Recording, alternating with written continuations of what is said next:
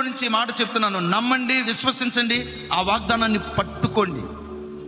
ఒకవేళ అందరి తల్లిదండ్రులు పిల్లల్ని కార్పొరేట్ స్కూల్లో చదివిస్తున్నారా, కార్పొరేట్ కాలేజీల్లో చదివిస్తున్నారా, మంచి మంచి ఇన్స్టిట్యూషన్స్లో జాయిన్ చేసి వాళ్ళకి మంచి ఎడ్యుకేషన్ ఇస్తూ ఉంటే, నీ పేద స్థితిని బట్టి గవర్నమెంట్ స్కూల్లో పిల్లల్ని చదివిస్తున్నావా, సర్కారు స్కూల్లో పిల్లల్ని చదివిస్తున్నావా? చదివిస్తున్న దాన్ని బట్టి దేవా, వాళ్ళేమో కార్పొరేట్ స్కూల్లో కాలేజీలో చదివిస్తున్నారు, నా బిడ్డనేమో గవర్నమెంట్ స్కూల్లో చదివిస్తున్నా, వీళ్ళు రేపు విజేతలు అవుతారా లేదా తెలియని భయం నీ గుండెల్లో ఉందా? నేనంట, యెహోవా హస్తము మనలను మన పిల్లలను బలపరిస్తే కార్పొరేట్ స్కూల్స్లో కాలేజెస్లో చదివిన వాళ్ళు సాధించలేని విజయాలు గవర్నమెంట్ స్కూల్లో చదివిన నీ పిల్లలు సాధించేటట్లుగా దేవుని హస్తం కార్యాలు చేయటం ప్రారంభిస్తారు.